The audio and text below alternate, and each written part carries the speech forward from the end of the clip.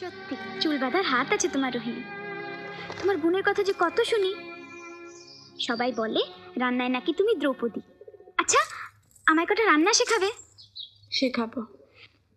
ঝোল, অম্বল, চচ্চড়ি, শস্যরি, ডালনা, ঘন্ট, এই সবগুলো শেখাবে? আলপনা, ফুলের খেলনা, সূচের কাজ, এসবেও তো তোমার তুলনা নেই। এসব শিখতেও আমার খুব ইচ্ছে করে গো। ধৈর্য ধরে শিখতে পারলে আমি যতটুকু যা জানি সব তোমায় শিখিয়ে দেব। তা তুমি তোমার সব গুণই আমাকে দান করতে পারো, কিন্তু তোমার এই রূপ, সেটা কি আমাকে দিতে পারবে? রূপে কি হয়? ও মা, রূপের কত আদর! রূপটা বড় সুখের জিনিস নয় মিস ঠাকুরন। রূপে মনটা ঢাকা পড়ে যায়, তখন সবাই রূপটাকেই দেখে, মনটা কারোর চোখেই পড়ে না। মনটা তখন হাউতাস করেই মরে। তাই? তাই। তাহলে আমার রূপ নেই বলে বেশ আছে, তাই না? তোমার রূপই বা কম কি? যে রূপ চেনে সে তোমাকেও রূপসী বলবে। না, উঠো দেখিনি, দেখো কেমন হলো।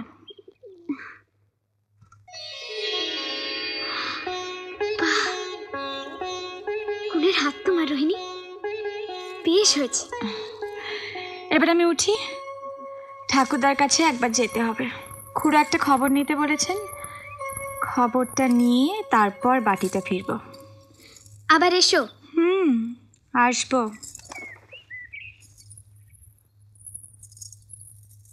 এতক্ষণে আপদ বিদেয় হলো। আজ ওকে রোজ রোজ কেন ঘরে ঢুকতে দাও বলো তো? রোজ রোজ কোথায় রে?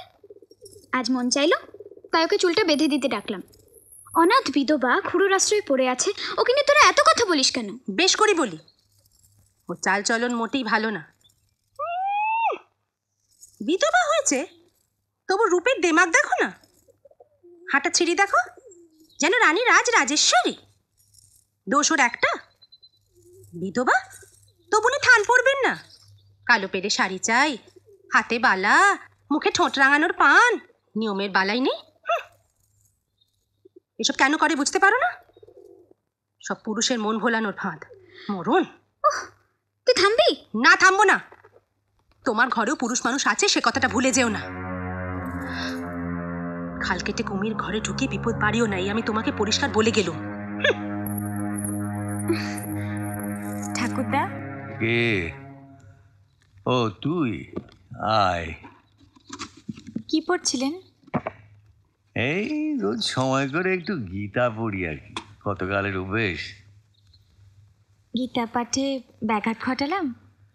না না, এখনই তো কাছারিতে গিয়ে বসতে হবে। তাহলে ঠাকুরদার কাছে কি মনে করে? এসছিলাম মিস ঠাকুরনের চুল বেঁধে দিতে।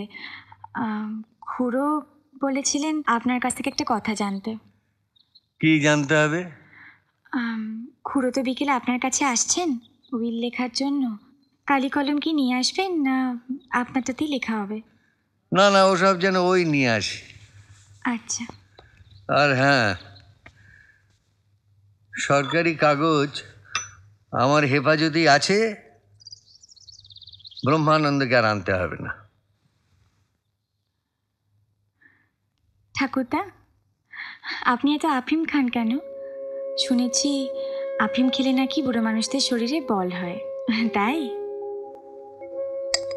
ঠিকই শুনেছিস, তবে আর একটা জিনিসও হয়, নেশা। ঘুমের নেশা? তোর বুদ্ধি শুদ্ধি আছে, তাই তোকে একটা কথা বলি, শোন। এই জমিদারি যে আমার প্রাণ, তা তো তুই জানিস, কিন্তু এই জমিদারির বিষয় আশয় এক এক সময় আমার একদম বিষ হয়ে যায়। তখন সেই বন্ধন কেটে মন মুক্তি চায়। আফিং খেলে যে ঘুম ঘুম ভাবটা আসে, যে মিথে ঝিমুনিটা আসে, তার মধ্যে এই বিশ্ব ব্রহ্মাণ্ডটা একেবারে অন্য রকম হয়ে যায়। সেখানে ওই সংসারের বিষয়ের বিষ আর ঠাঁই পায় না। সব অশান্তির মহৌষধ হলো আপি। এক এক সময় সবকিছু নামিয়ে রেখে পালাতে ইচ্ছে করে তো, পালাবার পথকে বাতলে দেবে আপিম। আপিম আমাকে পালাবার পথ বাতলে দেয়। আমায় দুটো বড়ি দিন না ঠাকুরদা, যা বাড়ি যা। খেয়ে দেখতাম। হ্যাঁ, নাতনিকে আপিম ধরাবো আমি। যা পালা, পালা এখান থেকে।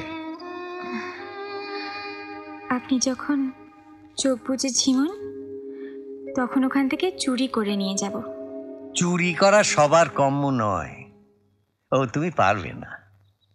এসো বড়বাবু এসো। তা কলিকাতা থেকে তুমি আজই এলে? কলকাতা থেকে গাঁয়ে এসছি গতকাল রাতে। ও রায়দের জমিদার বাড়িতে আমি আর পা দেবো ভেবেছ? উঠেছি সদাগোছের বাড়িতে, আমার বন্ধু মানুষ।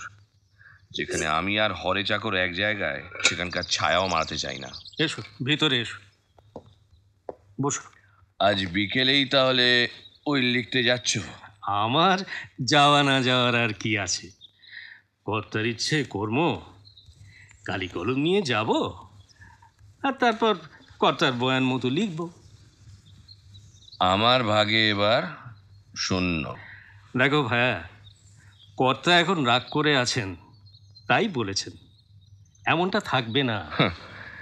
এতদিনেও তুমি তাহলে কর্তাকে চেনোনি। বুড়ো বড় কঠিন ঠাঁই, তার কথা নড়চড় হবে না। আমার সর্বনাশের কথা তোমাকে লিখতে হবে। তো আমি কি করব ভাই? কর্তাকে তো আর না বলতে পারি না। না, এতে তোমার কি দোষ? এখন কিছু রোজগার করবে, ধরো 1000 টাকা। বিধবা বিবাহ করে নাকি? রসিকতা রাখো। অগ্রিম এই 500 টাকা ধরো। হ্যাঁ, আমি ঠিক বুঝলাম না। আমার কোনো উদ্দেশ্য আছে, নচেত এত টাকা হঠাৎ তোমায় দিতে যাব কেন? হ্যাঁ, আমিও তাই ভাবছি বটে। আর এই জেনারেলেটার কাগজ কখানা ধরো। হ্যাঁ, এরকম কাগজেই তো কর্তা আমাকে দিয়ে উইল লেখান। কিন্তু এসব কেন? এই কাগজে আমার বয়ান মতো একখানি উইল তোমাকে লিখতে হবে। তাতে বিনোদলাল কর্তার যত সম্পত্তি আছে তার 3 আনা পাবে, গোবিন্দলাল 1 পাই, আর 12 আনা আমার। বাকিটা বাড়ির অন্যদের মধ্যে বেটে দিলেই হবে। কর্তা এবং সাক্ষীদের দস্তখত আমি করে দেব। আর এই কাজটিতে আমার হাতখানি যে কতখানি পাকা সে তুমি দস্তখত করার পরই দেখতে পাবে। কিন্তু এ তো জাল উইল হবে। হ্যাঁ, তাই হবে। এই জাল উইলটা পকেটে লুকিয়ে রেখে কর্তার উইল লিখতে যাবে। কাজ শেষ হলে কর্তা যখন উইলটা সিন্ধুকে রাখতে যাবে তখন এই জাল উইলটার সঙ্গে আসল উইলটা বদল করে দিতে হবে। ভাবছো কি? হ্যাঁ, না, ভয়ও হচ্ছে, আবার এতগুলো টাকার লোভও সামলানো যাচ্ছে না। যাকে আমি তোমার প্রস্তাবে সায় দিলাম। তোমার অবস্থা এটা উচিত কাজই করলে।